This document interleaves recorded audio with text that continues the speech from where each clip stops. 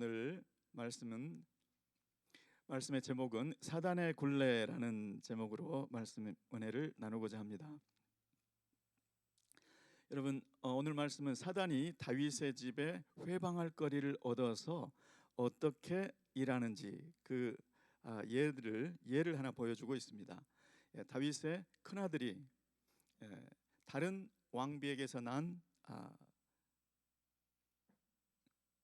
딸을 강간하는 사건, 그리고 그에 대한 피해 보복 사건을 다루고 있는 내용입니다.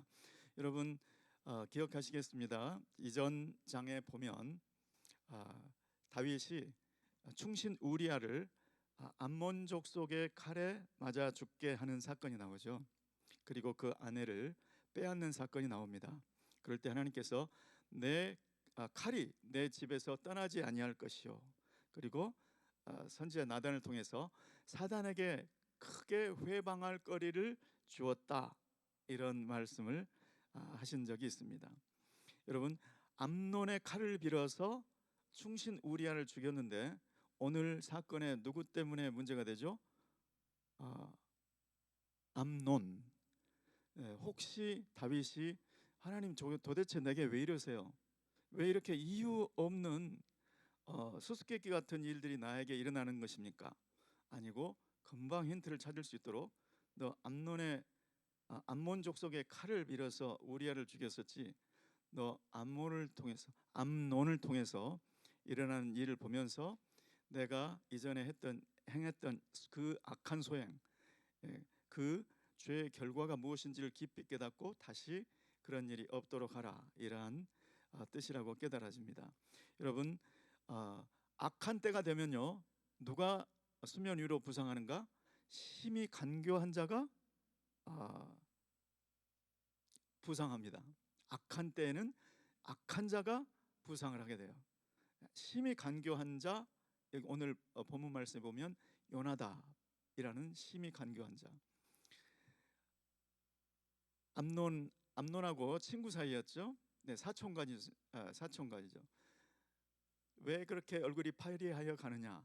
친한 친구 사이니까 실은 내가 우리 다말을 사모해서 마음의 울화가 치밀 정도로, 심화가 생길 정도로, 상사병이 날 정도로 지금 되었습니다, 이렇게 이야기하죠.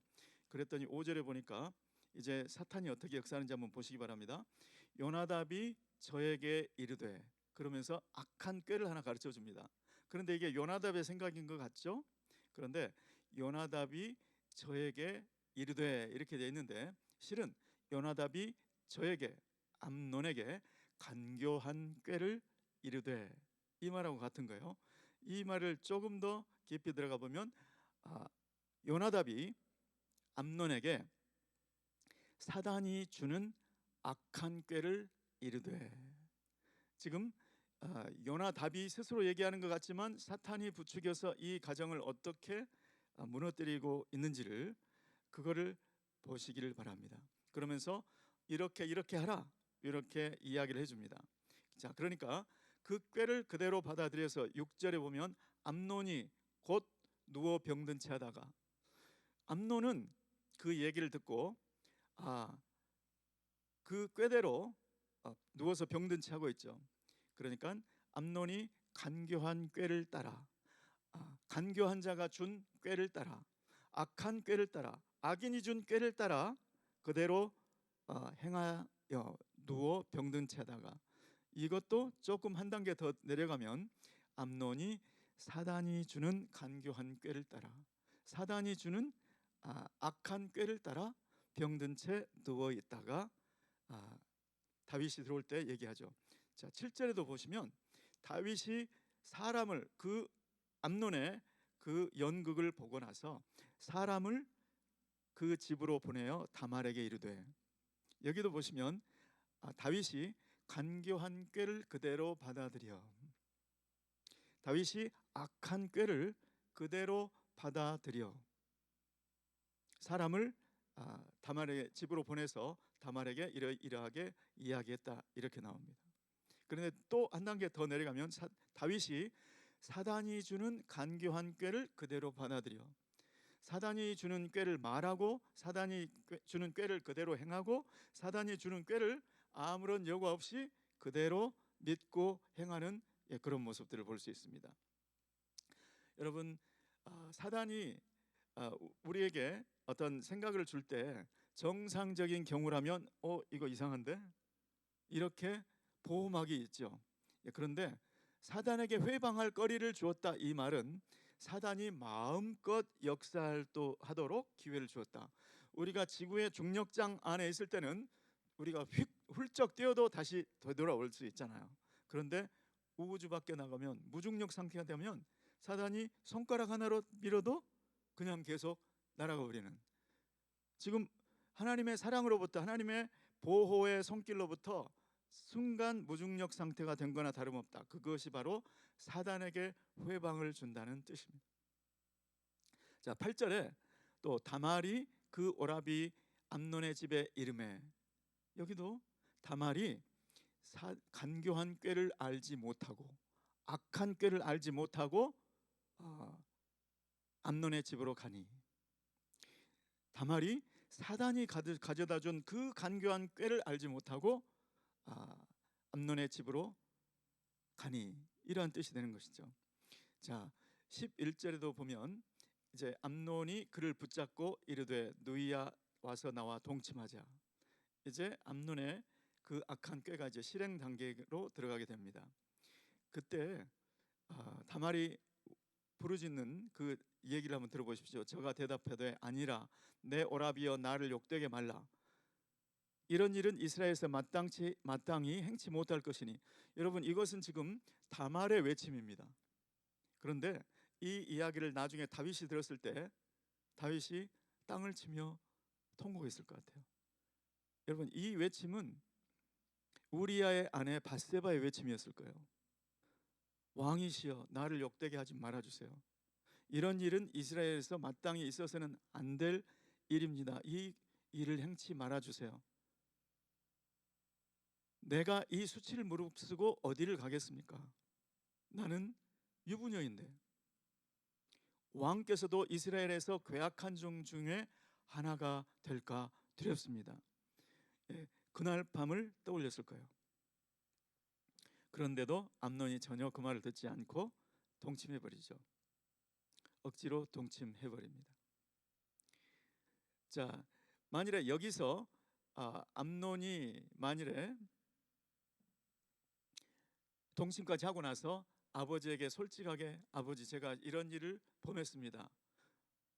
그러니 지금이라도 다말을 내게 아내로 주십시오 했다면 들었을 거예요. 그런데 사단이 또 역사하는 거죠. 이제 이번에는 그렇게 상사병이 걸린 정도로 연애하던 마음이 갑자기 증오심으로 바뀌어 혐오감으로 바뀌고 증오로 바뀌어버리는 거예요. 그래서 만일에 그 자리에서 고백을 했더라면 다윗의 집에서 악이 자라지 못했을 텐데, 그런데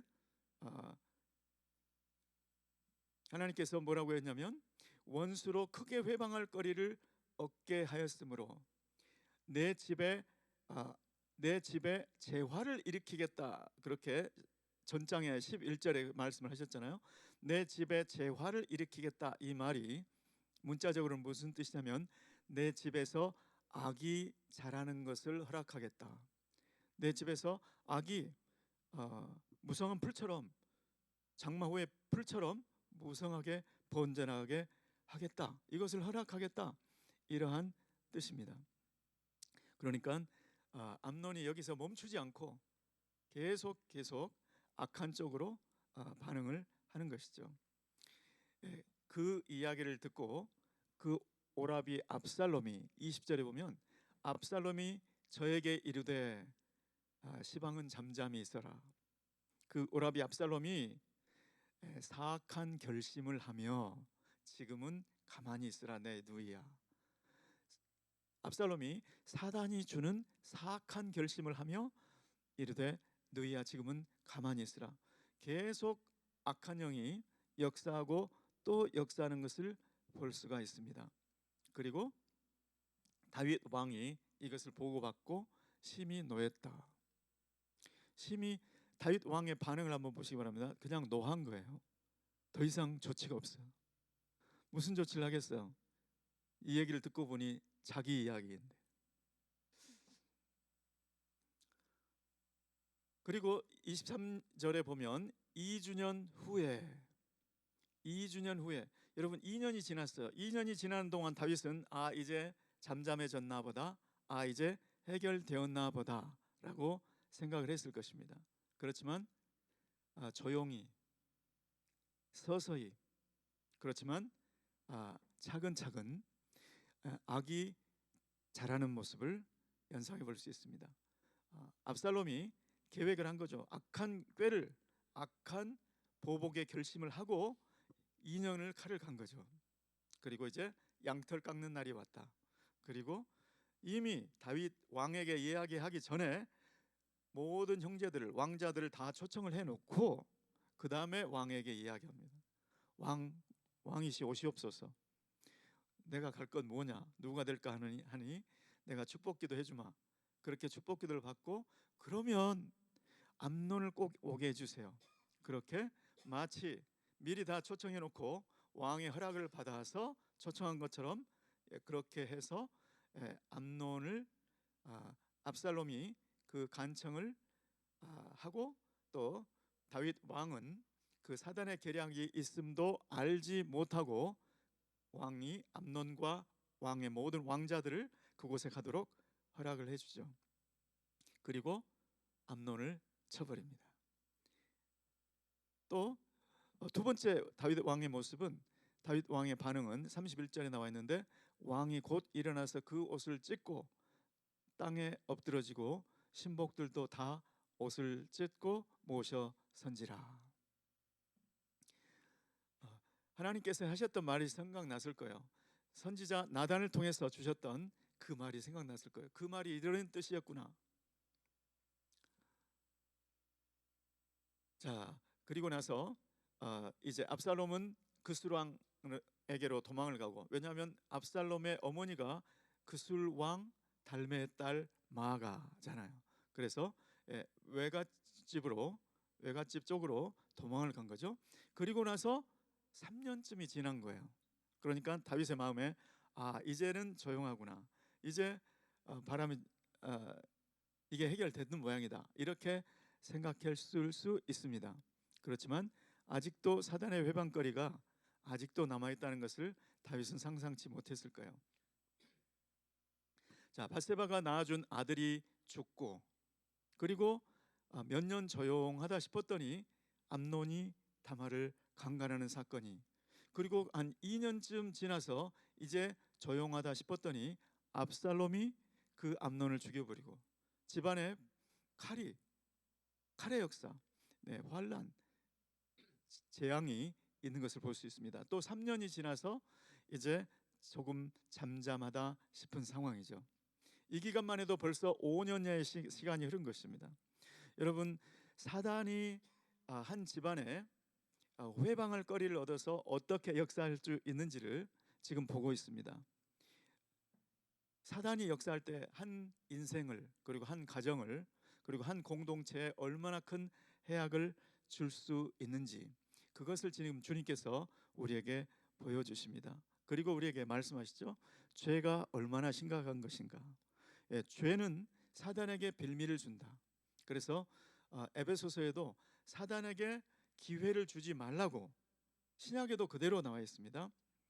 그러면 그 죄가 왜 심각한 것인가?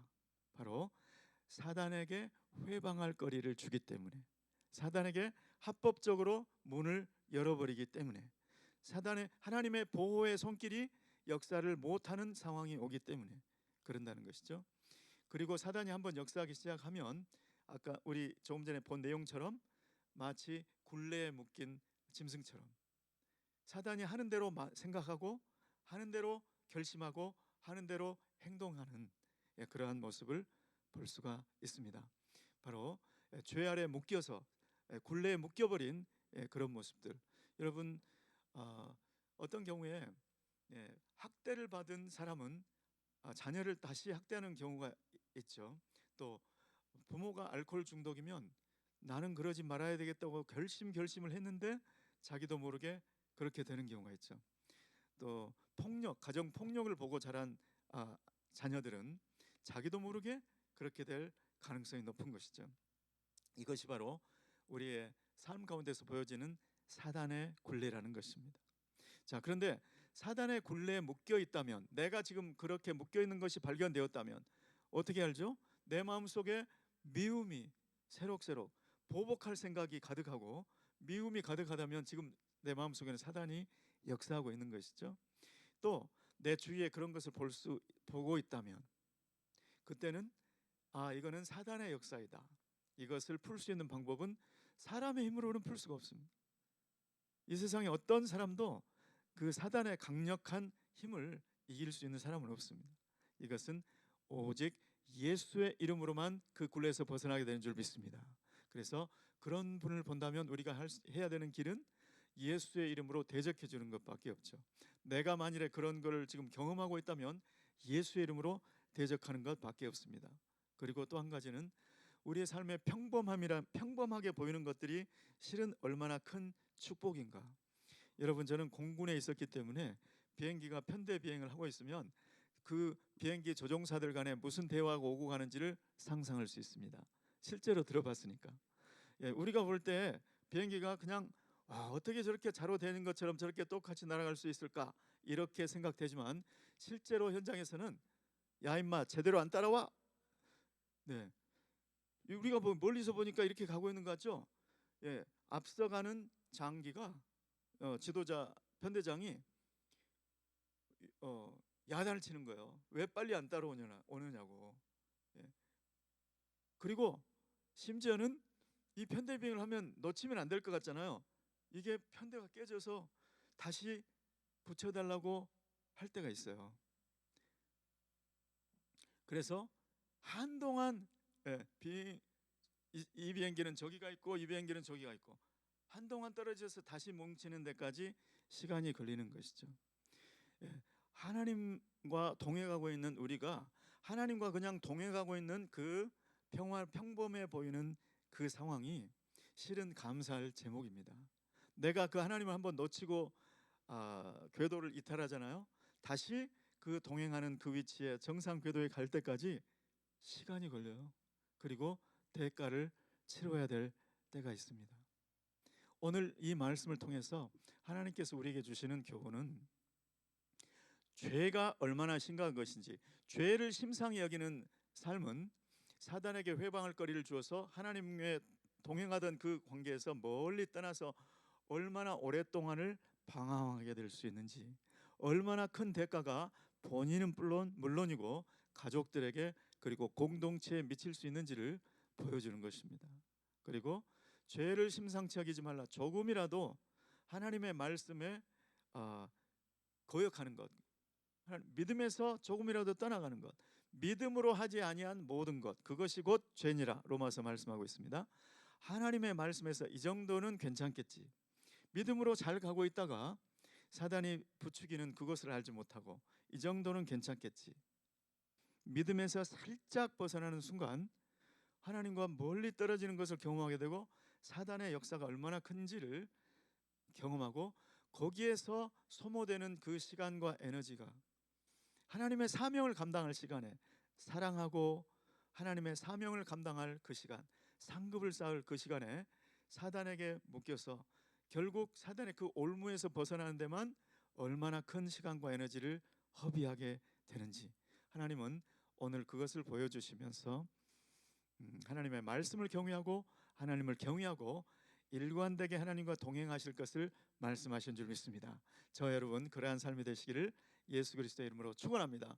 그러한 삶을 사모하시기를 예수 그리스도의 이름으로 축원합니다. 기도하겠습니다. 고마우신